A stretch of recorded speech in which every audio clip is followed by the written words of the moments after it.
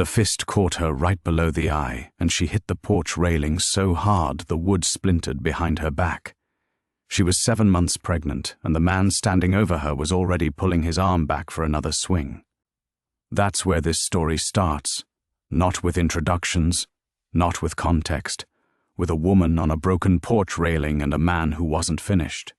What happened in the next 48 hours would become Briarton County legend, a story whispered about for decades in feed stores and church parking lots and anywhere people gathered who remembered the summer of 1987. Because a cowboy saw it. And that cowboy was not the forgiving type. His name was Caleb Mercer, and he was 34 years old, 6'3", and built from 2 decades of ranch work that started before sunrise and didn't quit until his hands were too stiff to grip a fence post. He was driving his truck down rural Route 9 with a load of salt blocks in the bed when he saw movement on the Dawson porch through the tree line. He slowed down, not because he was nosy, because the movement was wrong. It was violent, it was fast. And then he heard the scream. Caleb pulled his truck to the shoulder and killed the engine. He sat there for exactly 3 seconds. I know that because he told this story later and said he counted to 3 to make sure he wasn't about to do something stupid based on a misunderstanding. 1, 2, 3. Then he saw Dale Dawson grab his pregnant wife Ruthie by the hair and drag her across the porch like she was a bag of feed. Caleb stepped out of his truck. Now here's what nobody tells you about Caleb Mercer. He wasn't a hero. He wasn't looking for trouble. He'd spent most of his adult life avoiding other people's problems because he had enough of his own. His ranch was 2 payments behind. His own marriage had ended 4 years earlier when his wife decided Montana was too cold and Oklahoma was too far from the ocean and Caleb was too quiet for a woman who needed conversation. He'd been alone since then. Just him, 1,400 acres, and enough cattle to keep him from thinking too hard about anything besides feed prices and rainfall. But he had one rule, one line he'd watched his own father cross and swore he never would. You don't hit a woman, period, full stop. There's no version of reality where that's acceptable, and you sure as hell don't hit a pregnant woman. He walked up the dirt driveway. Didn't run. Walking was more dangerous with Caleb, and anyone who knew him understood that. Running meant panic. Walking meant a decision had been made. Dale Dawson didn't see him coming. Dale was too busy. Believe me, I wish I could tell you Caleb arrived before the second hit. He didn't.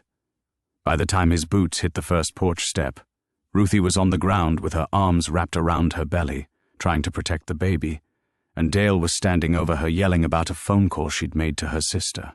A phone call. That's what set him off. His pregnant wife called her sister without asking permission, and Dale Dawson decided that was worth beating her for. Caleb reached the top of the steps, and Dale finally noticed him. "The hell are you doing on my property?"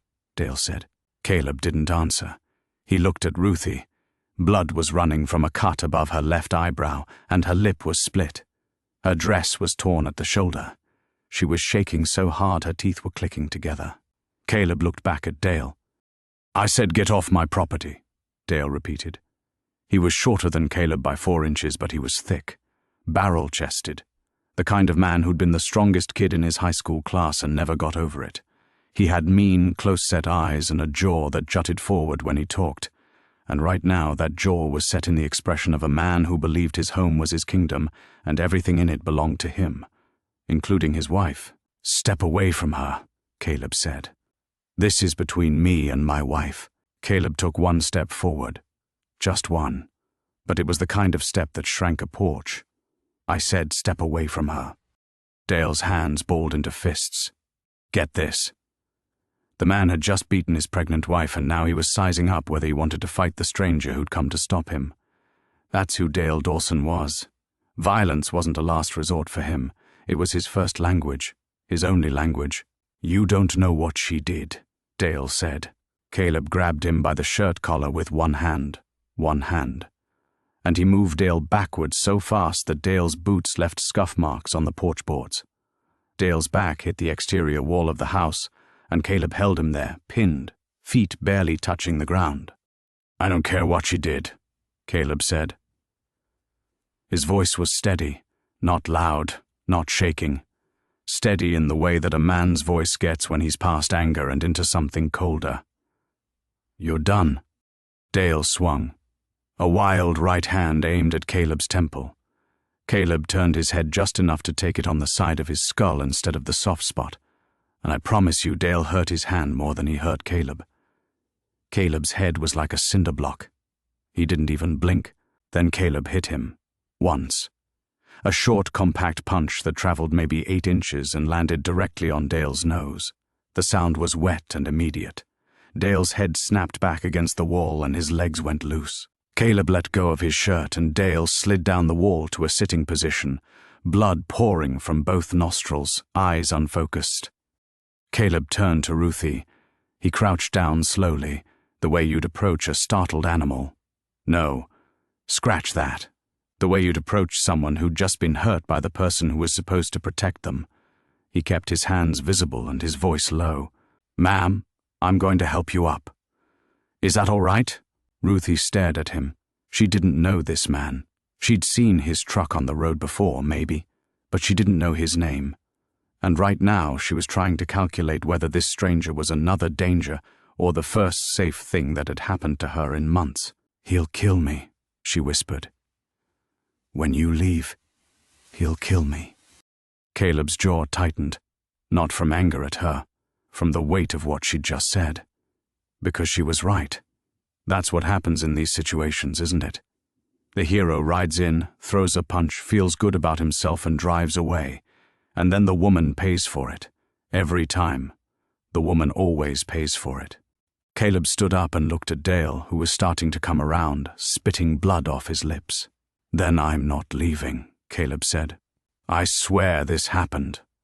He walked to his truck, moved it from the shoulder to the Dawson driveway, and came back to the porch. He helped Ruthie to her feet. She winced when she straightened up and her hand went to her belly, and for a second Caleb's face showed something that wasn't anger or resolve. It was fear, genuine fear that something might be wrong with the baby. "Do you need a hospital?" he asked. "I don't know. Maybe." He's never hit me this hard before. "We're going to the hospital." Dale was on his feet now, swaying, blood smeared across his chin. "She's not going anywhere. She's my wife." Caleb didn't look at him. He guided Ruthie down the steps with one hand gently on her arm, walked her to the passenger side of his truck and opened the door. Dale came down the steps after them. "I'll call the sheriff," Dale said. "I'll tell him you assaulted me on my own property and kidnapped my wife." Caleb turned around. "Call him. Tell him where we'll be. Briarton General. Room will be under her name. Ruthie Dawson. Make sure you spell it right." He drove her to the hospital. And that's where this story could have ended. Should have ended, maybe, if the world worked the way it does in movies. Cowboy saves the girl, bad guy gets what's coming, credits roll, but this is real life. And in real life, Dale Dawson did exactly what he said he'd do. He called the sheriff. Now let me tell you about Sheriff Boyd Phelps, because you need to understand the machinery that Caleb Mercer was about to walk into. Boyd Phelps had been sheriff of Briarton County for 11 years. He was 51, silver-haired, and had a reputation for keeping the peace, which sounds admirable until you understand what keeping the peace actually meant in a county like Briarton in 1987. It meant looking the other way. It meant treating domestic disputes as private family matters. It meant telling women that their husbands were under stress and maybe they should try harder not to provoke them. Boyd Phelps wasn't evil in the way Dale Dawson was evil. Boyd was something almost worse. He was a coward who hid behind procedure, and his procedure was to do nothing. And here's the part that makes your stomach turn. Boyd Phelps and Dale Dawson's father, Earl Dawson, had been best friends for 30 years, hunting buddies, poker night regulars. Earl Dawson owned the biggest equipment dealership in the county, and he'd funded Boyd's last 2 election campaigns. The Dawson name carried weight in Briarton, the kind of weight that bends the law. When Dale called the sheriff, he didn't call a neutral authority, he called family. Listen to me now. Caleb didn't know any of this yet. He was at the hospital with a woman he'd met 15 minutes ago, filling out paperwork because Ruthie's hands were shaking too badly to hold a pen. giving the admitting nurse a clear description of what he'd witnessed and trying to figure out what the hell he was going to do after the doctors checked her out. The nurse, a woman named Linda Chen, who'd worked at Briarton General for 20 years, looked at the injuries documented on the intake form and then looked at Caleb. "This isn't the first time," Linda said quietly. "I figured. She was here 6 weeks ago. Fell down the stairs. That's what the chart says." Caleb looked through the window of the exam room where Ruthie was sitting on the table, small and hunched, a paper gown over her torn dress. 6 weeks ago. Fell down the stairs. The oldest lie in the book, told so often it barely registered as a lie anymore. "What did you do about it 6 weeks ago?" Caleb asked. Not accusing, just asking. Linda's expression told him everything. They'd done nothing. They'd written fall on the chart and sent her home to the man who pushed her. "We can't force someone to report," Linda said. "She said it was an accident. We documented it. That's all we can do." "That's not all you can do," Caleb said. "That's all you did." He walked into the exam room and sat in the plastic chair in the corner. Ruthie looked at him with an expression he'd remember for the rest of his life. Not gratitude, not yet. Something more basic than that. Confusion. Like she couldn't process why a stranger was still here. Why he hadn't left already. "Why are you doing this?" she asked. Caleb leaned forward, elbows on his knees. "Because somebody should have done it a long time ago." The doctor came in. A young guy, late 20s, nervous in the way that new doctors get nervous when the injuries don't match the story, but the story is the only thing in the chart. He examined Ruthie. The cut above her eye needed 4 stitches. Her lip would heal on its own. She had bruising on her upper arms, her ribs, and the backs of her thighs. Old bruises under new bruises. A calendar of violence written on her body. The baby was okay. Heartbeat was strong. No signs of distress. When the doctor told her that, Ruthie broke. She put both hands over her face and sobbed, and her whole body shook. And Caleb sat in that plastic chair and let her cry, because sometimes that's all you can do. You can't fix what's already been broken. You can only make sure it doesn't break again. The doctor pulled Caleb into the hallway. "She needs to file a report. If she doesn't file a report, there's nothing the system can do." "The system," Caleb repeated. "I know how that sounds. You don't." Mark this moment, because this is where Caleb Mercer went from a man who'd done a good thing to a man who decided to go to war. Right there in that hospital hallway, under fluorescent lights that buzzed like trapped insects, something shifted behind his eyes. He wasn't going to hand this off to a system that had already failed this woman at least twice. He wasn't going to fill out a form and hope for the best. He walked back into the room. "Ruthie, do you have family? Somewhere you can go?" "My sister, in Billings." "But Dale took my car keys. He took all my money. He checks the mileage on the car every night. He checks the phone bill. Every sentence was a bar on a cage." Caleb could see it now. This wasn't a man who hit his wife once in a moment of rage. This was an architect of captivity. Dale Dawson had built a prison out of isolation, control, and fear, and he'd been building it for years. "I'll drive you to Billings," Caleb said. "It's 4 hours. I know where Billings is. He'll find me. He always says he'll find me. Let me worry about that." Ruthie shook her head. "You don't understand. His daddy owns half this county. The sheriff comes to their house for Christmas dinner. Last time I tried to leave, Dale called the sheriff and told him I stole his truck. Boyd showed up at my sister's house and brought me back. Said I was having an episode. Caleb absorbed this, took it in like a body blow. Because now the math was different. This wasn't just a man beating his wife. This was a man backed by money, connections, and a badge. This was a system working exactly as designed, and it was designed to keep Ruthie Dawson in that house no matter what happened to her inside it. And the baby. God, the baby. "What about a lawyer?" Caleb asked. "With what money? Legal aid." "There are programs. In Briarton County? The one lawyer who does legal aid is Martin Showalter. He plays golf with Dale's father. Every door was locked. Every exit was bricked over. That's what abusers do, and I'm telling you this because you need to understand why women don't just leave. It's the most common question in the world. Why doesn't she just leave? Because every road out has been mined. Because the system that's supposed to help her is the same system keeping her trapped. Because leaving isn't one decision, it's 100 decisions, and every single one of them could get her killed. True as I'm standing here, Caleb Mercer understood this. He'd watched his own mother try to leave his father 3 times before she finally made it out, and all 3 times the town had sent her back. Different town, same story. Some things don't change with geography. "Here's what we're going to do," Caleb said, and his voice had that flatline quality again, that steady cold. "We're going to document every injury, photographs, doctor's written statement. Then I'm going to take you to your sister's house in Billings. Not tomorrow, not after we talk to the sheriff, right now. Tonight. What about his truck? He'll report it stolen again. We're taking my truck. He'll say you kidnapped me. He can say whatever he wants. You're a grown woman leaving of your own free will.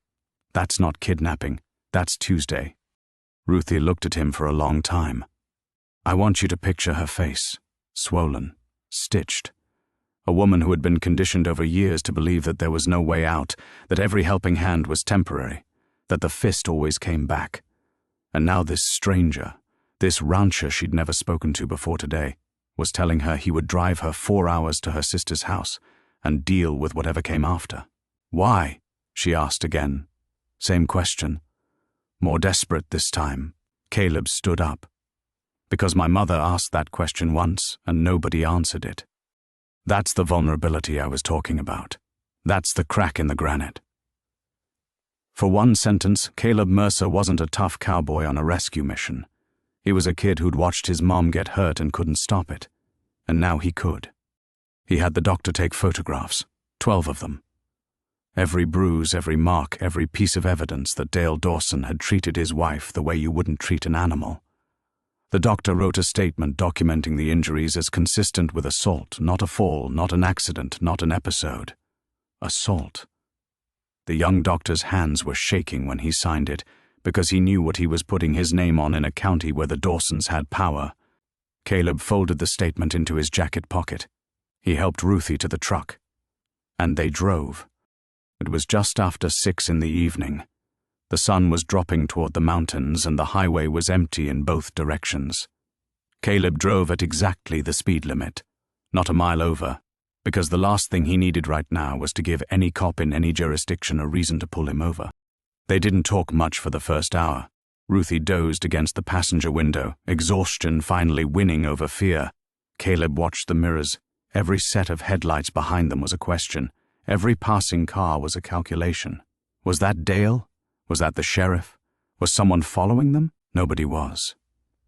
Not yet.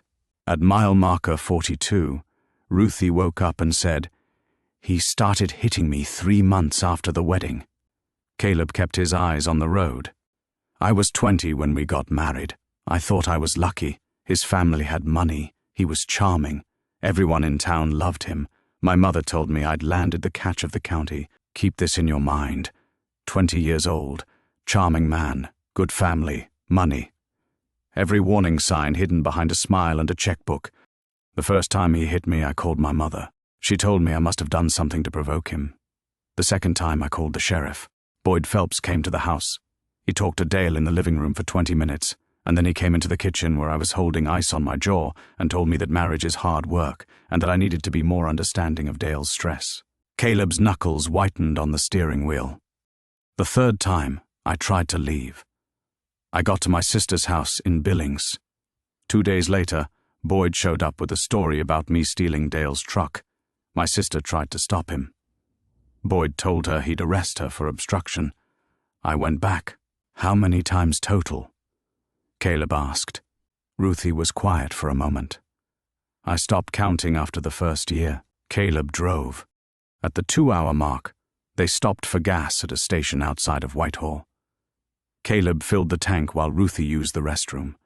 When she came back, she had a bottle of water and a package of peanut butter crackers. She handed the crackers to Caleb. "You haven't eaten," she said. He looked at the crackers. This woman, beaten and pregnant and running for her life, was worried about whether he'd had dinner.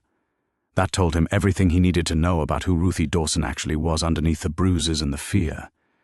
She was someone who noticed, someone who cared, someone whose capacity for kindness had survived years of cruelty, and that might have been the most remarkable thing about this entire story. He took the crackers. "Thank you." They got back on the road. And that's when the CB radio in Caleb's truck crackled to life.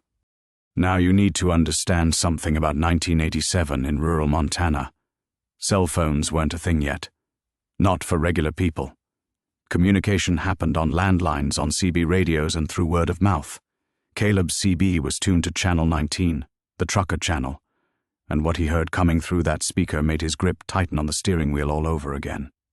A voice he didn't recognize was asking if anyone had seen a blue Ford pickup, Montana plates, headed east on I-90 with a white male driver and a pregnant female passenger. The voice said the woman was mentally unstable and had been taken from a hospital against her will. The voice said the sheriff's office was requesting any information. Mentally unstable. Taken against her will. Dale Dawson was rewriting the story, and the sheriff was helping him broadcast it. Caleb reached over and turned the CB off. He looked at Ruthie. She'd heard it. Her face had gone white. "They're going to find us," she said. "No, they're not. You heard what they said. They're telling people I'm crazy, that you took me. They'll arrest you." "Ruthie, I need you to listen to me." Caleb glanced at her, then back at the road. "I have a signed statement from a doctor saying you were assaulted. I have 12 photographs of your injuries. And I have you, sitting in this truck of your own free will, telling me you want to go to your sister's house. That's the truth. Everything coming through that radio is a lie, and lies don't hold up when the truth has documentation. Smart." Caleb Mercer might have looked like a simple rancher, but the man thought 3 moves ahead. He'd gotten those photographs and that statement for exactly this reason. He'd known, somehow, that Dale would try to flip the narrative, that the system would close ranks, that the truth would need armor. But documentation only works if you get it to someone who cares. And right now, the only law enforcement in the picture was a sheriff who ate Christmas dinner at the Dawson house. Caleb took the next exit, a small road that wound through farmland, away from the interstate. If someone was looking for a blue Ford on I-90, they wouldn't find it on a county road that didn't show up on most maps. The truck bounced over gravel, and Ruthie winced with each bump, her hand on her belly. Caleb slowed down, drove like the road was made of glass. "I know another way to Billings," he said. "Takes an extra 45 minutes, but it stays off the main highway. You know these back roads? I've been running cattle in this part of the state for 15 years. I know roads that roads don't know about." Ruthie almost laughed. Almost. The ghost of a laugh, gone before it fully arrived. But it was there. And Caleb heard it. And for the first time since he'd pulled his truck to the shoulder on Route 9, something other than grim determination crossed his face. They wound through the back country, past ranches with lights on in the windows, past fields where cattle stood in dark clusters, past old barns leaning at angles that defied gravity and physics and common sense. Montana at dusk is a vast and quiet thing, and on these back roads it felt like they were the only 2 people left in the world. But they weren't. And Caleb knew it. At a crossroads near 3 forks, he saw headlights behind them, a single vehicle, keeping pace about a quarter-mile back. Caleb didn't speed up. He didn't slow down. He watched the mirror. The headlights stayed. He made a right turn down a road he knew led to a dead end at a ranch gate. If the headlights followed, they were being tailed. If the headlights kept going straight, it was just another driver heading home. The headlights turned right. Caleb's jaw set. He drove to the ranch gate, turned around in the wide spot, and headed back. As he approached the other vehicle, now coming toward him, his headlights illuminated a Briarton County sheriff's cruiser. The cruiser stopped, blocked the road. Caleb stopped, "Stay in the truck," he told Ruthie. Caleb. That was the first time she'd used his name. He'd told it to her at the hospital, and she'd been holding it like a coin she wasn't sure was real. "Stay in the truck. Don't say anything unless I tell you it's okay." He stepped out. The evening air hit him, cool and sharp, carrying the smell of sage and hay and dust. The cruiser's door opened and out stepped Deputy Ray Sutter. Not Sheriff Phelps, the deputy. Mid-20s, buzz-cut, wide shoulders. The eager look of a young man who'd been given an important job by an important boss. "Caleb Mercer?" the deputy asked. "That's right. I need you to step to the rear of your vehicle, sir." "On what grounds?" "We have a report that you've abducted a woman from Briarton General Hospital." "Nobody's been abducted. The woman in my truck is there voluntarily. She's leaving her husband because he beat her half to death this afternoon." The deputy's hand moved to his belt. Not to his gun, to his radio. He was going to call it in. And once he called it in, Sheriff Phelps would know exactly where they were, and everything Caleb had done in the last 4 hours would be undone. "Don't touch that radio," Caleb said. "Sir, I need you to step to the rear." "Deputy Sutter, how old are you?" The question caught the young man off guard. 24. "You got a mother?" "What? A mother?" "Do you have one?" "Of course I do. If someone was beating your mother, and she tried to leave, and a cop stopped the person helping her and sent her back to get beaten again, what would you call that cop?" Deputy Sutter's mouth opened, closed. His hand was still on the radio, but his fingers weren't pressing the button. Caleb took a step toward him. Not threatening, just closing the distance so he could speak quietly. "I have photographs of that woman's injuries. I have a signed statement from the doctor who treated her at Briarton General. Her name is Ruthie Dawson. Her husband, Dale Dawson, has been beating her for 3 years. She's 7 months pregnant. Sheriff Phelps has known about the abuse and done nothing because he's friends with Dale's father. He let that sit. Now you have a choice," Caleb continued. "You can call Boyd Phelps and send a pregnant, beaten woman back to the man who did this to her. Or you can get in your cruiser, drive back to Briarton, and tell the sheriff you never found us. One of those choices lets you sleep tonight. The other one doesn't." Something happened to Deputy Ray Sutter's face. It was a subtle thing, the kind of change you'd miss if you weren't watching closely. But Caleb was watching, and what he saw was a young man doing math he'd never had to do before. The math between following orders and doing what's right, between a career and a conscience. You want to know something? I think about this moment a lot, because everything hinged on it. The whole story, the whole legend, came down to a 24-year-old deputy on a dirt road in the middle of Montana, deciding what kind of man he was going to be. Ray Sutter took his hand off the radio. "I never saw you," the deputy said. He got in his cruiser. He backed up to a wide spot in the road, and he drove away. Caleb stood in the dark for a moment, just breathing. Then he got back in the truck. Ruthie was crying. Quiet tears, the kind that come when you've been holding your breath and you finally let it out. "He let us go," she whispered. "He let us go. Why? Because he has a mother." They drove, off the dead-end road, back to the crossroads, and onto a route that wound north before cutting east toward Billings. Caleb added another 30 minutes to the trip to stay off every road he thought a sheriff's cruiser might patrol. Think about what just happened. The deputy letting them go bought time, but it didn't solve the problem. When Ray Sutter got back to Briarton and told Boyd Phelps he hadn't found the blue Ford, the sheriff would send someone else, or he'd come himself. The net was going to get wider, not smaller, and Dale Dawson was at home right now, making phone calls, spinning stories, weaponizing every connection his father's money had built. Caleb needed a plan that went beyond getting Ruthie to Billings, because Billings wasn't far enough. Not if Dale had the sheriff in his pocket. Not if the machinery of the county was pointed in one direction. At a gas station near Logan, Caleb pulled over and used the payphone. He called a man named Jack Redding. Now, Jack Redding was a lawyer in Bozeman, not a small-town lawyer who played golf with the local gentry, A mean, independent, take-no-prisoners attorney who'd built his practice on cases that nobody else would touch. Caleb knew him because Jack had handled his divorce, and during that process, Caleb had watched Jack tear apart a legal strategy the way a coyote tears apart a rabbit. Fast, efficient, no wasted motion. It was 8:30 at night. Jack answered on the second ring because lawyers like Jack Redding don't stop working when the sun goes down. "Jack, it's Caleb Mercer." "Caleb, it's been a while. You getting divorced again?" "I need help. Not for me." He told Jack everything: the beating, the hospital, the photographs, the doctor's statement, the CB broadcast, the deputy on the dirt road. All of it in under 3 minutes because Caleb Mercer didn't waste words. Jack was quiet for a moment. When he spoke, his voice had that particular edge that Caleb remembered from the divorce. The edge that meant Jack Redding had just identified something he wanted to destroy.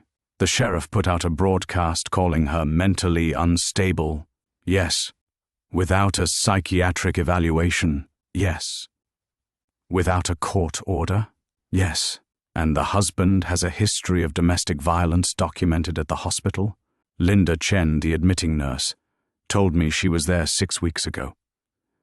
Chart said she fell down the stairs. Beautiful. That's prior documentation. Even if it says fall, the injury pattern will tell the real story. Caleb, I need you to get those photographs and that doctor's statement to my office. Can you do that? I'm driving her to Billings right now. I can fax the statement from her sister's house if they have a machine. Do that. Fax everything. Every page. Both sides.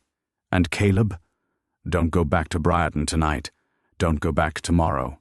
The sheriff is going to try to arrest you for kidnapping, and I need to get in front of a judge before he does. How long? Give me 48 hours. Jack, she's 7 months pregnant. I hear you. 48 hours. I'll have a restraining order against Dale Dawson and a formal complaint against Sheriff Phelps filed with the State Attorney General's office. If Boyd Phelps wants to play this game, we'll play it in a court where his buddy's money doesn't run the scoreboard. Caleb hung up. He walked back to the truck. Ruthie was watching him through the windshield with an expression that was slowly, carefully beginning to look something other than terrified. It wasn't hope yet. Hope was too expensive. She'd bought hope before and it had been repossessed. But it was curiosity. The faintest question in her eyes. Could this actually work? I called a lawyer, Caleb said, getting back behind the wheel. A real one, not one of Dale's father's golf buddies. A lawyer won't stop Dale. No. But a judge will. And my lawyer is going to talk to a judge. Caleb, you don't understand what the Dawsons are like.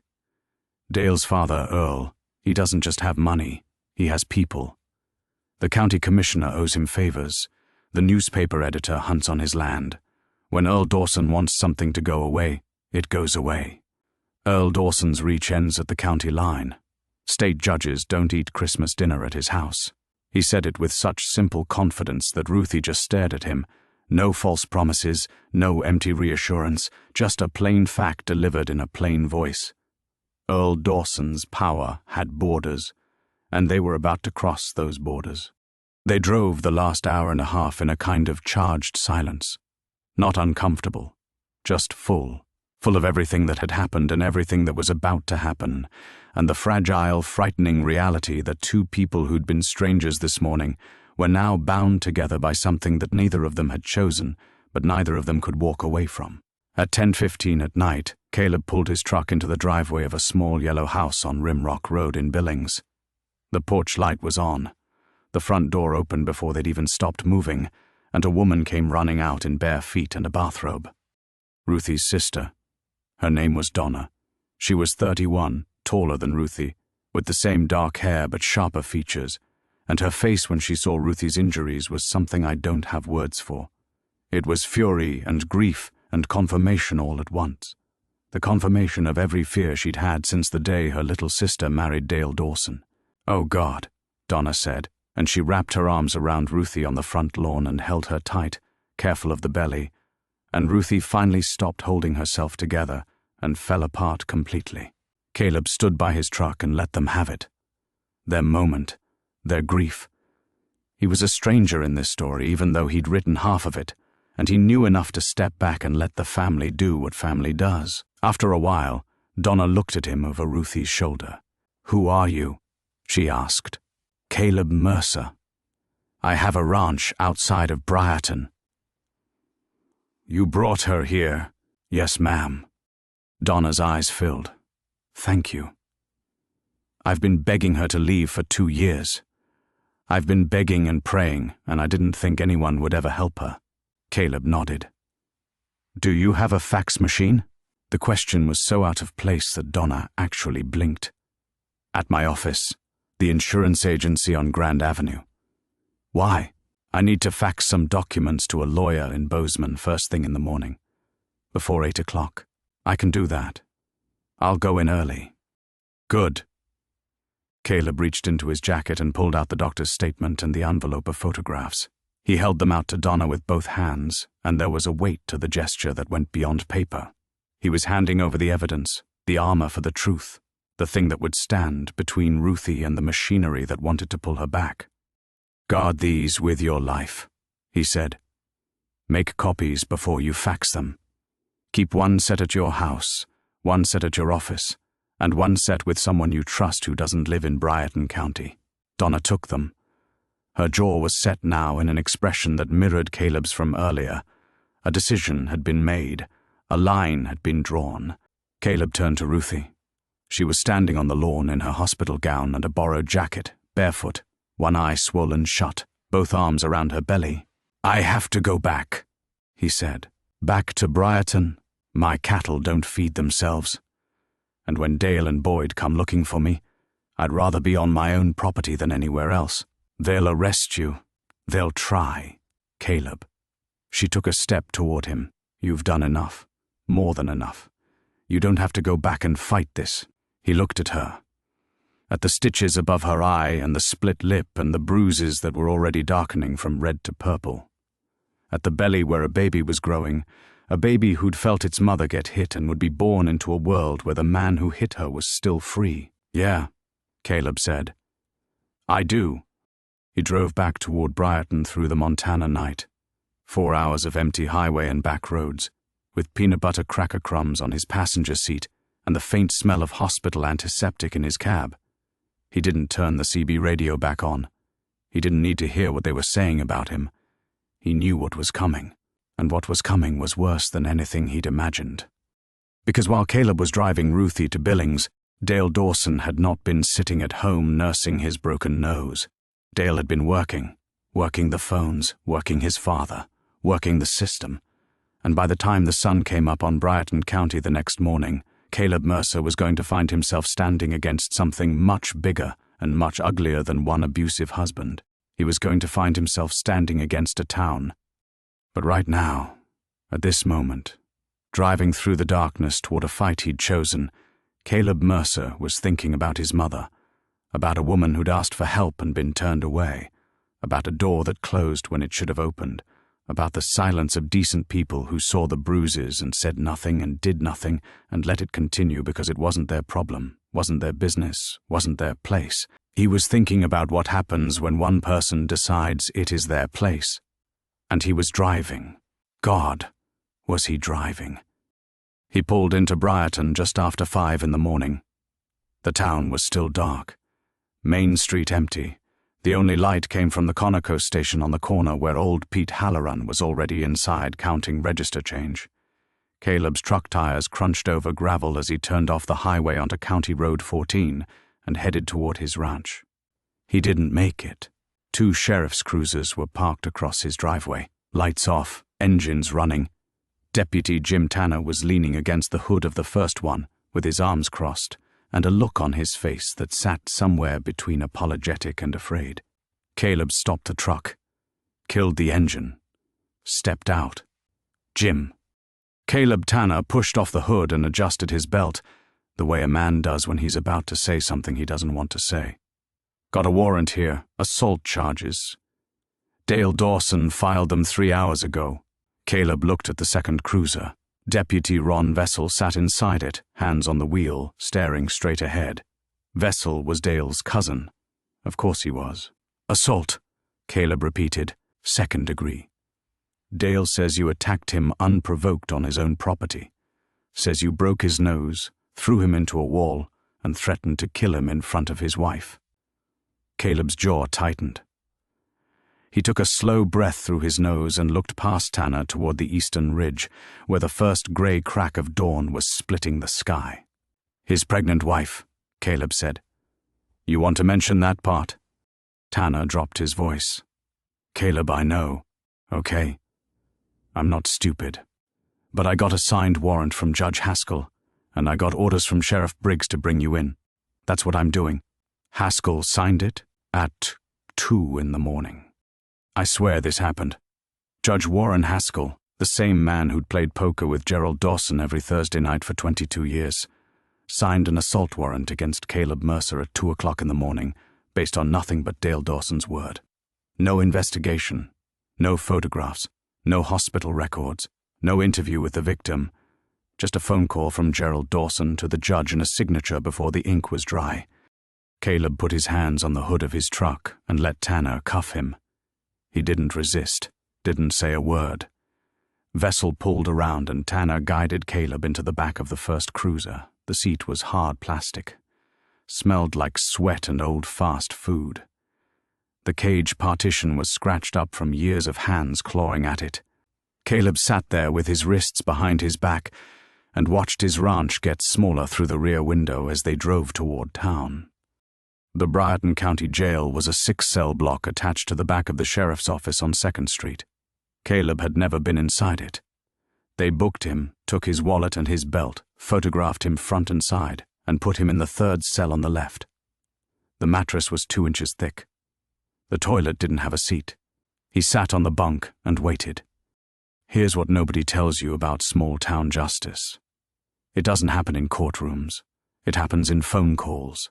It happens at breakfast tables. It happens in the parking lot after church. By 7 o'clock that morning, before Caleb had even been given a cup of coffee, Gerald Dawson had made 14 phone calls. He'd called the feed store owner who held Caleb's supply account. He'd called the cattle buyer in Helena who'd been negotiating a purchase of 40 head from Caleb's herd. He'd called the bank manager who held the note on Caleb's property. He'd called 3 members of the county commission. He'd called the editor of the Briarton Gazette. And he'd called Pastor David Whitmore at First Baptist, the church Caleb's mother had attended for 30 years. The message was the same every time. Caleb Mercer had gone to Dale's home, attacked him without cause, and driven off with Dale's wife. Where he'd taken her, nobody knew. Dale was beside himself with worry. Gerald was asking for the community's support during this difficult time. That was the word he used. Difficult. Not violent, not criminal, difficult, and believe me, the town listened. By noon, Caleb's feed account was frozen. The cattle buyer called his ranch line and left a message saying the deal was on hold pending resolution of the legal situation. The Briarton Gazette ran a short piece on page 2 about the arrest. It described Caleb as a local rancher charged with 2nd-degree assault. It described Dale as the victim. Ruthie's name wasn't mentioned at all. Caleb found out about all of this in pieces over the next 2 days because Sheriff Tom Briggs, who owed his election to Gerald Dawson's financial backing, took his time processing the arraignment. Caleb sat in that cell for 41 hours before he saw a judge. He didn't complain, didn't bang on the bars, didn't ask to make a call until hour 6, and when he finally did, he called one person. May Cutler. May was 67 years old. She ran the only boarding house in Briarton. She was also the woman who had held Caleb's mother's hand during her final 3 days in the hospital when the cancer took her. May had sharp eyes, a sharper tongue, and no patience for any man who raised a fist against a woman. She'd buried 2 brothers, both drinkers, both mean, and she'd told their wives to leave long before either one had the sense to do it. May, I need a favor. Already heard. What do you need? Ruthie Dawson is at St. Vincent's in Billings, room 414. She's going to need a place to stay when she gets out. Not here. Somewhere Dale can't find her. I got a cousin in Bozeman. That'll work. Caleb. Yeah, Gerald's been on the phone all morning. He's trying to bury you. I know. You ready for that? Caleb looked at the cinder block wall across from his bunk. A previous occupant had scratched a small cross into the paint with a fingernail. Doesn't matter if I'm ready, he said. I already started. May hung up. Caleb sat back down, and the machinery of Gerald Dawson's influence kept turning. Now here's where I need you to understand something about Gerald Dawson, because understanding him is the only way to understand what happened next. Gerald didn't think of himself as a bad man. Get this. He genuinely believed he was protecting his family. In Gerald's world, family problems stayed inside the family. You didn't air them. You didn't involve outsiders. You handled them privately. If Dale had a temper, well, that was something Dale and his wife would work out on their own.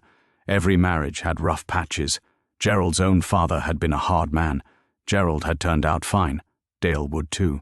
That was the belief. That was the engine driving every phone call, every favor called in, every string pulled. Family stays inside the family. He said it himself to Sheriff Briggs that morning, sitting in Briggs' office with a cup of coffee and his hat on his knee. This is a family matter. Tom Mercer had no business being there. No business putting his hands on my son. No business taking Dale's wife. God knows where. Briggs nodded. Briggs always nodded. On the second day, Caleb's arraignment finally came through. He was brought before Judge Patricia Everly in the county courthouse, a different judge than Haskell, because Haskell had recused himself. Or more accurately, Haskell had been told to recuse himself by the county attorney, a woman named Sandra Olveda, who had not received a phone call from Gerald Dawson and would not have cared if she had.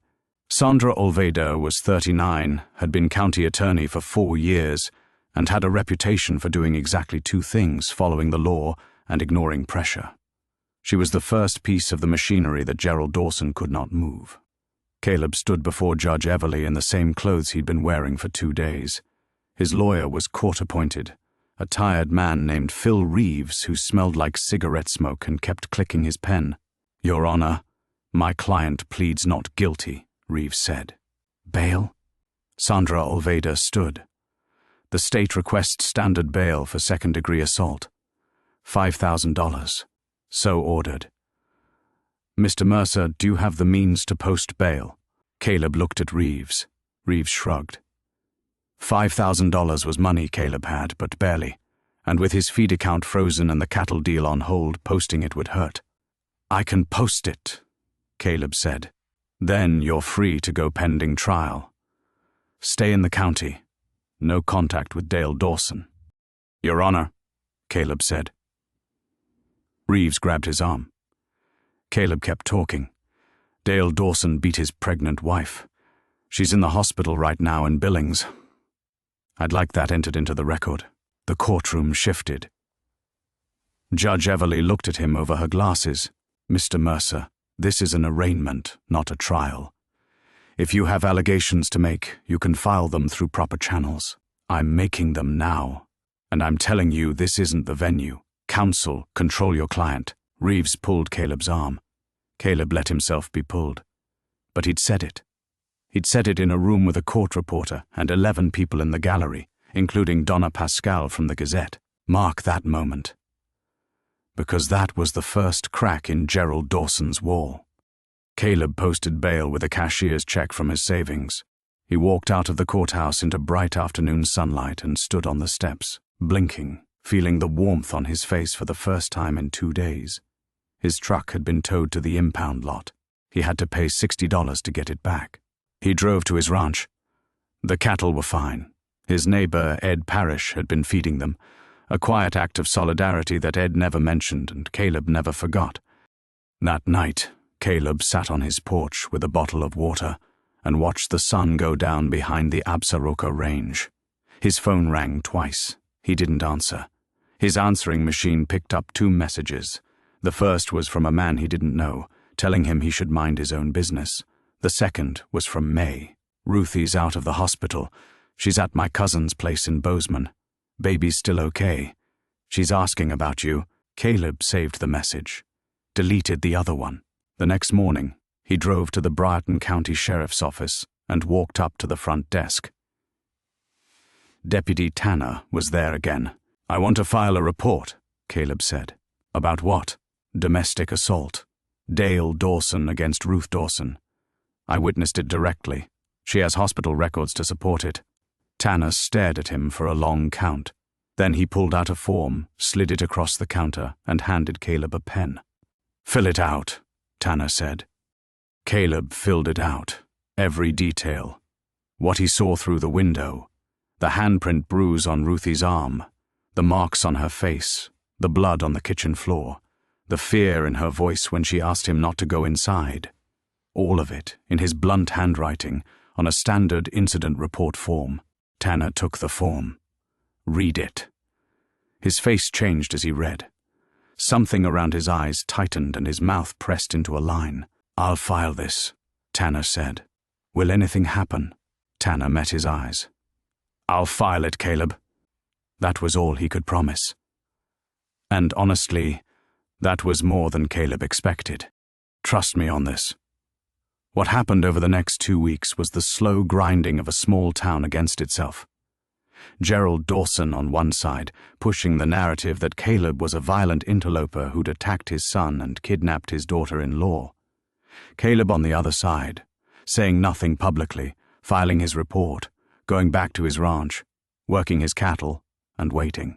But the cracks were spreading. Donna Pascal from the Gazette made a phone call to St. Vincent's Hospital in Billings. She didn't get Ruthie's records. Privacy laws prevented that. But she got confirmation that a woman named Ruth Dawson had been admitted to the obstetrics emergency unit on the same night Caleb was arrested. She got confirmation that the admission was coded as trauma-related. She couldn't print the details, but she could print the fact that Caleb had filed a counter-report alleging domestic violence, and she did, in a follow-up article that ran on the front page because there wasn't much news in Briarton that week, and an assault charge against a local rancher was the most interesting thing going. Gerald Dawson read that article at his kitchen table and broke his coffee mug against the counter. Here's the thing about pressure. When you apply it to one person and that person doesn't break, the pressure starts to flow backward. Gerald had leaned on everyone he could lean on. The bank, the feed store, the cattle buyer, the sheriff, the church. But Caleb hadn't crumbled. Caleb hadn't left town. Caleb hadn't recanted. Caleb was still standing there, quiet, steady, filing reports and feeding his cattle, and every day he stayed standing was another day the town had to look at the question he'd put in front of them. Why was Ruthie Dawson in the hospital? People started asking, not loudly, not publicly, but at the diner, at the gas station, in the parking lot after church. Whispered conversations between women who'd seen Ruthie around town with long sleeves in July, between men who'd noticed Dale's temper at the bar, between neighbors who'd heard things through thin walls and chosen not to hear them. May Cutler was not whispering. May was talking at full volume to anyone who would listen and several people who wouldn't. She stood in the checkout line at Briarton Foods and told Betty Sims, the cashier, exactly what Dale Dawson had done. Betty told her husband. Her husband told his brother. His brother worked at the lumber yard with 2 of Dale's drinking buddies. The story was spreading, and Gerald couldn't contain it. On the 9th day after Caleb's arrest, Sandra Olveda did something unexpected. She opened an investigation into the domestic assault allegation, not because of public pressure, not because of May Cutler's campaign, because she'd subpoenaed the hospital records from St. Vincent's, reviewed them, and found what Caleb already knew. Ruthie had injuries consistent with repeated physical abuse, not just from that night. The doctors had noted old bruising, healed fractures in her left wrist, a pattern. Olveda called Ruthie in Bozeman. Ruthie didn't want to talk. May got on the phone and told Ruthie that if she didn't talk now, she'd be going back to Dale eventually, and next time Caleb might not be driving by. Ruthie talked. She talked for 3 hours. She told Olveda about the first time Dale hit her, 6 months into the marriage, when she burned the bottom of a pot of rice. She told her about the time he threw her into the bathroom door, and she told the ER it was a fall. She told her about the night she found out she was pregnant, and Dale punched the wall next to her head and said he wasn't ready for a kid. She told her about the night Caleb came, about what Dale was doing when Caleb looked through that window, about the sound Dale's hand made when it connected with her face. She told Olveda she wanted to press charges. No, wait, that's not right. She didn't say she wanted to, she said she would. There's a difference. Wanting is optional, deciding is steel. Sandra Olveda filed charges against Dale Dawson for felony domestic assault. 1 count for the night Caleb was there. 2 additional counts for prior incidents Ruthie described with enough specificity to prosecute. 3 felony counts against Gerald Dawson's son. The town cracked wide open. Now I need to tell you what Dale did when he found out, because this is where the story almost went somewhere no one could come back from. Dale was at his father's house when the call came. Gerald's lawyer phoned at 6 in the evening with the news. Gerald sat down heavily in his leather chair and put his hand over his face. Dale stood in the doorway of the study, watching his father absorb the hit. "They're charging me," Dale said. 3 counts. That's insane. She's my wife.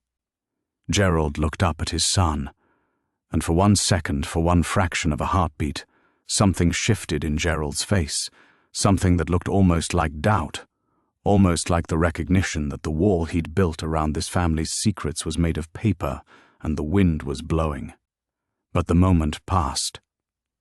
Gerald's jaw set. He picked up the phone and called his attorney. Dale did not pick up the phone. Dale picked up his truck keys. He drove to Caleb's ranch. It was dusk. The sky was turning purple and orange over the mountains, and Caleb was in his barn, putting out evening feed for the horses. He heard the truck before he saw it. The engine was running hard, too fast for the dirt road, and the headlights bounced wild over the fence posts as Dale's Ford came up the drive and skidded to a stop in front of the barn. Dale got out. He was drunk, not falling down drunk, but mean drunk. The kind of drunk where everything is clear and sharp and pointed in one direction. He had a tire iron in his right hand. Caleb set down the feed bucket. "You listening? Because this is the moment." Dale walked toward the barn with that tire iron hanging at his side, his boots kicking up dust, his face twisted into something ugly and desperate. "You ruined my life," Dale said. "You stuck your nose where it didn't belong and you ruined everything." Caleb didn't back up. He didn't reach for anything. He stood in the barn doorway with hay dust on his shirt and manure on his boots and watched Dale come. "My wife is gone. My father won't look at me. I got 3 felonies hanging over my head. Because of you." Dale raised the tire iron. Caleb still didn't move. "Because of you," Dale said again. And Caleb said something quiet, something that stopped Dale Dawson mid-stride. "No. Because of you." 3 words. Under 15. And they landed with the weight of everything. Dale's arms stayed up. The tire iron caught the last of the sunset light. His chest was heaving, his eyes were wet, and for 10 seconds that stretched into something much longer, Dale Dawson stood there with a weapon raised against the man who'd pulled back the curtain on everything Dale had done and everything Dale was. Then Dale's arm dropped. Not slowly. It fell. The tire iron hit the dirt. Dale's knees buckled and he sat down right there in the dust in front of Caleb's barn, and he put his hands over his face and he broke. He didn't cry quietly. He broke the way a man breaks when the last wall between himself and the truth collapses and there's nothing left to hide behind. Ugly, ragged sounds, shoulders shaking, snot and tears, and the kind of grief that comes not from losing something but from finally seeing what you've become. Caleb stood there and watched him. And then he did something that surprised everyone who heard the story later. He walked to his truck, got a bottle of water from behind the seat, walked back, and set it in the dirt next to Dale. He didn't say anything else. He didn't comfort him. He didn't lecture him. He just put the water down and went back into the barn and finished feeding his horses while Dale Dawson sat in the dust and fell apart. And I know what you're thinking. You're thinking that was mercy. You're thinking Caleb went soft. That wasn't mercy. That was a man who'd seen his own mother suffer, who knew what violence did to everyone it touched, including the one doing it, and who understood that Dale Dawson wasn't a monster. Dale Dawson was a weak man who'd never been held accountable for a single thing in his life, and the weight of that accountability was crushing him, and it needed to crush him. And the kindest thing Caleb could do was let it happen without adding to it. The water was just water, nothing more. Dale left 20 minutes later. He drove away slow, left the tire iron in the dirt.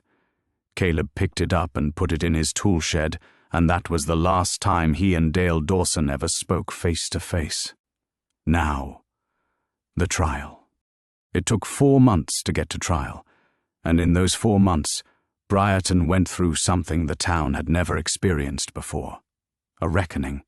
Not dramatic, not cinematic, just slow, grinding, uncomfortable truth settling into the soil of a community that had spent years looking the other way. Sandra Olveda dropped the assault charges against Caleb. Dropped them completely. The evidence didn't support Dale's claim of unprovoked attack, especially once Ruthie's statement established that Caleb had intervened to stop an active assault. The county attorney's office issued a brief statement, saying the charges were dismissed due to insufficient evidence and the emergence of exculpatory circumstances. Gerald Dawson tried to get Olveda removed from Dale's prosecution. He failed. He tried to get the venue changed. He failed.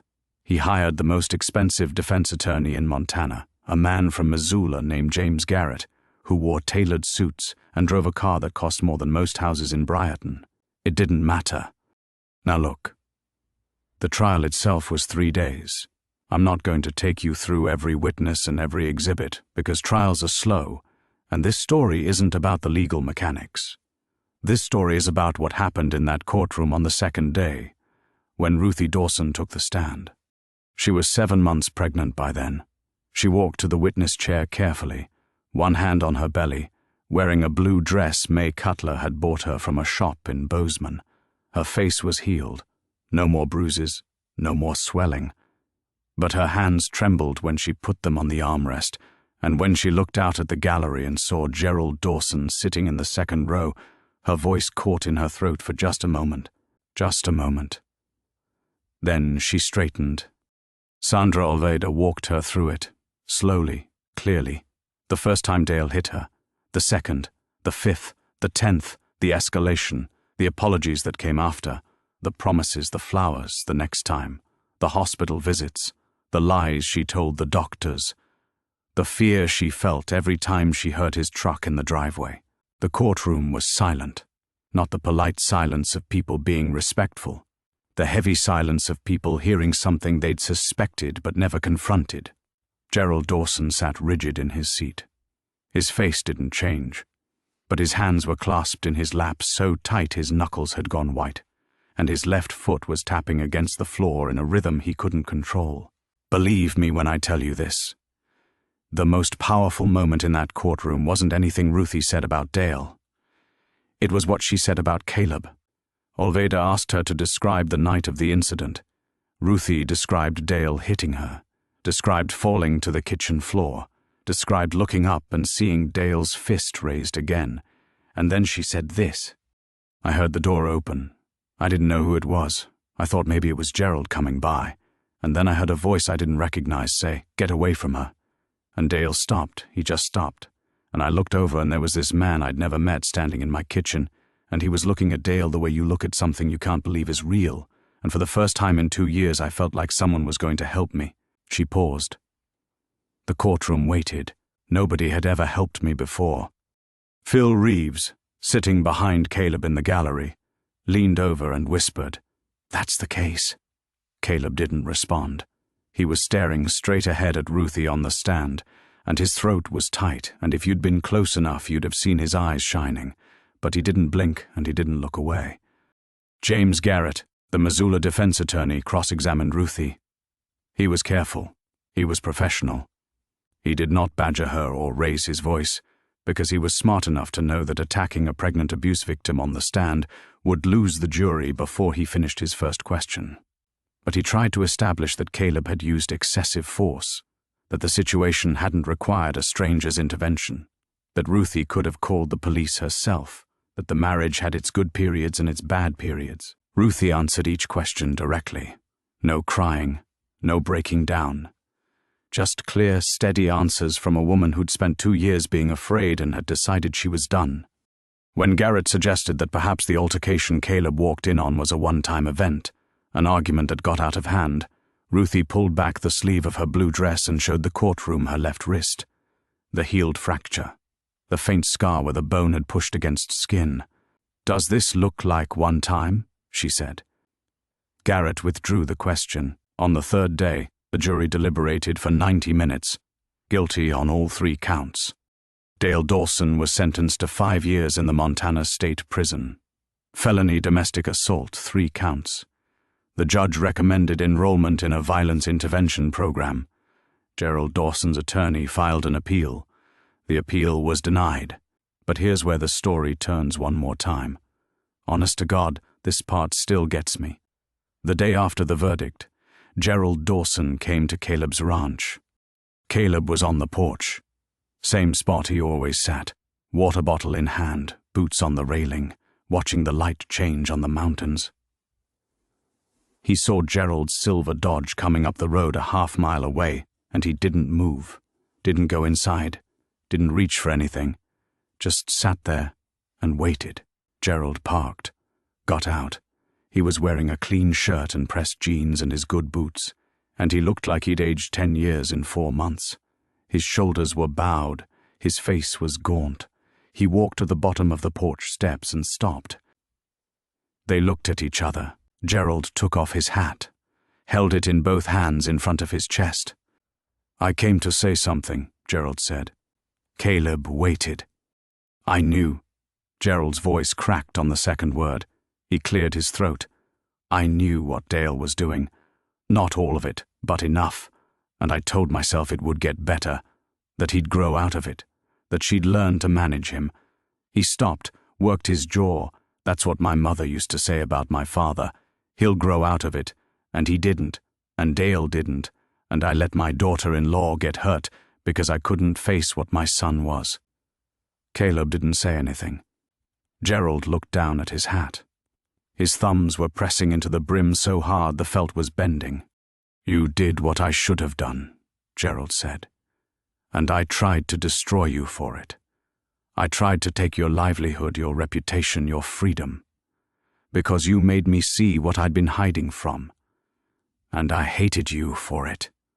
Still, Caleb said nothing. "I'm not asking you to forgive me," Gerald said. "I know better than that. I'm asking you to know that I see it now. I see what I did, and I'm going to spend the rest of my life trying to live with it." Caleb looked at Gerald Dawson standing at the bottom of his steps with his hat crushed in his hands and his pride in pieces on the ground. This was the most powerful man in Briarton County, the man who'd controlled the sheriff, the judge, the bank, the feed store, the newspaper, the man who'd tried to bury Caleb with a phone call and a handshake. And here he was, broken. Not by force, not by money, not by power. By truth. Caleb took a long drink of water, set the bottle down on the porch rail. "Your daughter-in-law is in Bozeman," Caleb said. "She's due in 2 months. She could probably use a phone call." Gerald blinked. His mouth opened, closed. He put his hat back on, turned around, and walked to his truck. Before he opened the door, he stopped. Didn't turn back. Just stood there for a second, one hand on the door handle. Then he got in and drove away. Caleb never told anyone what Gerald said that day. May found out because May found out everything, but she kept it to herself. It wasn't the kind of thing you spread around. Some moments are too raw, too real, too important to turn into gossip. Now let me tell you the rest. Because this story doesn't end at a courthouse. Ruthie Dawson gave birth to a girl in Bozeman 2 months later, 7 pounds 4 ounces. She named her Clara after Caleb's mother. When Caleb found out, he was at his kitchen table eating leftover beef stew, and May told him over the phone, and he set down his spoon and sat there for a very long time without moving.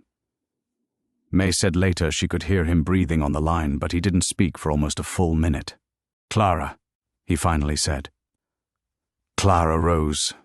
He hung up, sat there. Then he got up, went to the closet in the hallway, and pulled out a box from the top shelf. Inside the box was a small gold locket on a thin chain. It had belonged to his mother. Inside the locket was a photograph of Clara Mercer at 22, young, unbruised, smiling in a way that suggested she still believed good things were ahead. Caleb mailed the locket to Bozeman the next day. No note. Ruthie understood. The feed store unfroze Caleb's account. The cattle buyer from Helena called back and closed the deal at the original price. The bank manager, who had never actually taken any action against Caleb's loan despite Gerald's pressure, sent him a letter that said nothing at all except Merry Christmas, even though it was March. People have strange ways of apologizing. Pastor Whitmore gave a sermon the following Sunday about the parable of the Good Samaritan. He didn't mention Caleb by name. He didn't have to. Every person in that church knew exactly who he was talking about. He said the Samaritan didn't stop because it was convenient. He didn't stop because he knew the man on the road. He stopped because walking past someone in pain was something he couldn't do. Caleb wasn't in church that morning. He was on his ranch fixing a fence that had blown down in a windstorm, and he didn't hear about the sermon until 2 weeks later, when Ed Parrish mentioned it in passing while helping him move a water trough. "Whitmore preached about you," Ed said. "I know," Caleb said, though he didn't. Lot of people cried. Lot of people should have done something sooner. Ed nodded. They moved the water trough. Neither of them said anything else about it. Here's the part that matters.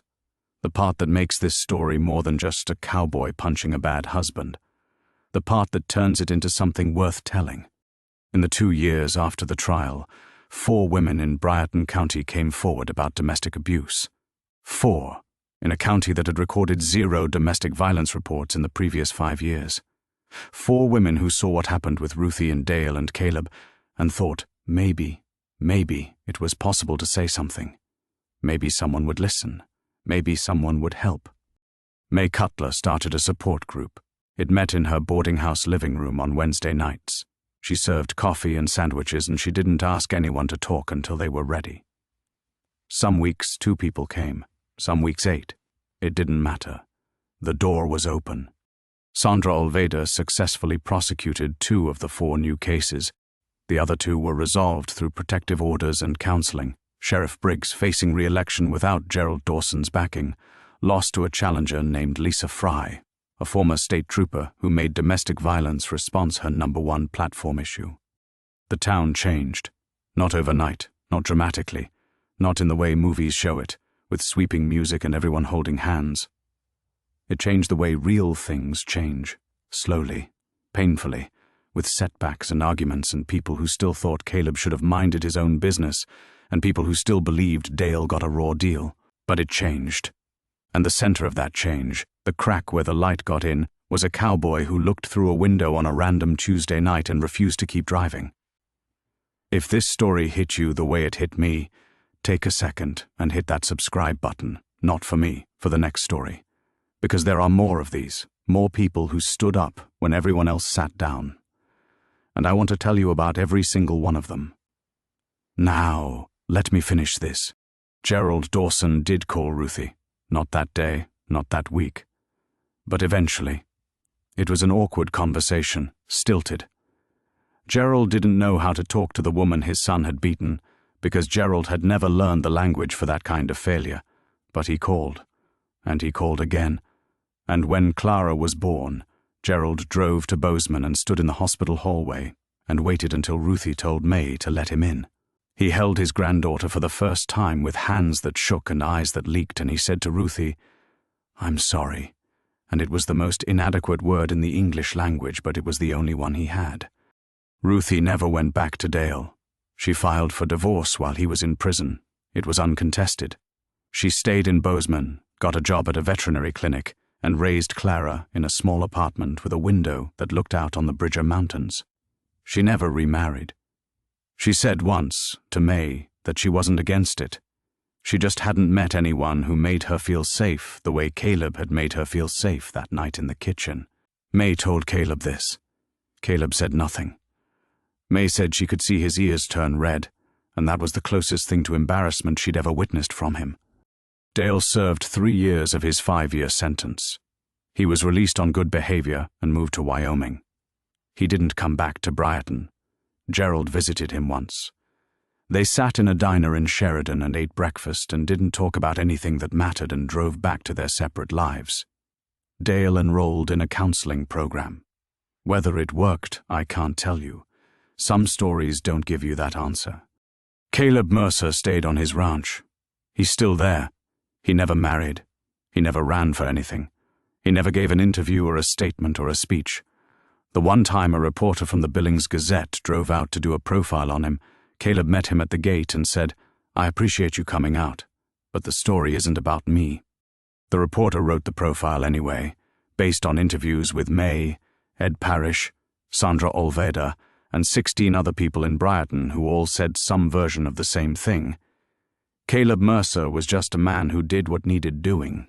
That's all. He saw something wrong and he stopped. He didn't ask permission. He didn't wait for someone else.